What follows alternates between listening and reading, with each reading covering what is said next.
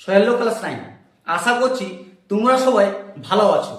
তোমাদের তো আর হাতে গোনা কয়েকটি দিন মাত্র, তারপরে তৃতীয় পর্যায়ক্রমিক মূল্যায়ন অর্থাৎ ফাইনাল পরীক্ষা এই বছরকার শেষ পরীক্ষা তোমাদের। তাই তোমাদেরও বেশি সময় আজ নষ্ট করবো না। ইতিহাস বিষয়ে 6টি এমন বাছাই করা সেরা সেরা সাজেশন নিয়ে চলে এসেছি, যা তোমাদের স্কুলে 100% গ্যারান্টি চান্স আছে সেই প্রশ্নগুলি পড়ার। তাহলে কোন কোন প্রশ্নগুলি এই অধ্যায় বা এই তোমাদের পরীক্ষায় পড়তে পারে সেইগুলি তোমার সঙ্গে আলোচনা করব। চলো তাহলে দেখে নিয়ে যাক ঝটপট সেই প্রশ্নগুলি।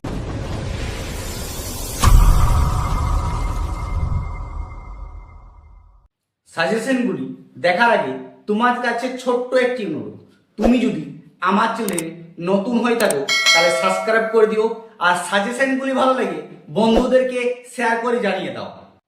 দেখো তোমাদের সেই প্রশ্নমান 8-এ 6টি গুরুত্বপূর্ণ প্রশ্ন, যেটি তোমাদের স্কুলে পড়ার 100% চান্স আছে।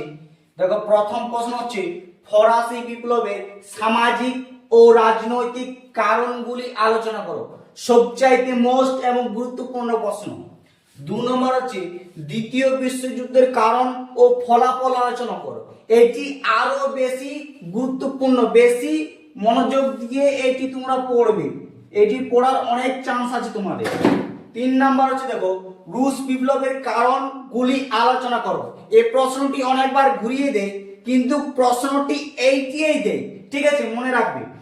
4 নাম্বার হচ্ছে, জার্মানি ঐক্য আন্দোলনে বিসমার্কের ভূমিকা আলোচনা করো।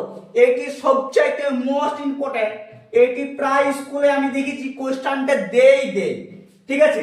5 নম্বর হচ্ছে, ভিয়েনা সম্মেলনের উদ্দেশ্য কি ছিল? এই সম্মেলনের গৃহীত মূল নীতিগুলি পরিচয় দাও। এটি সবচাইতে আরো বেশি তোমরা মুখস্থ করে নিয়ে যাও, হয়তো এই প্রশ্নটি তোমাদের দিয়ে দিয়েছে অলরেডি।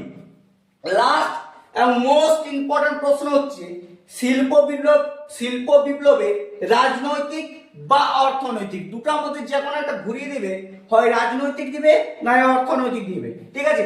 ফলাফলের কারণগুলি আলোচনা করো। মোস্ট ইম্পর্টেন্ট এই প্রশ্নটি ভালো করে দেখে যাও। এই 6টি যে প্রশ্ন দিলাম, এই প্রশ্নগুলির মধ্যে তোমরা 100% শিওর তোমরা কমন পাবে।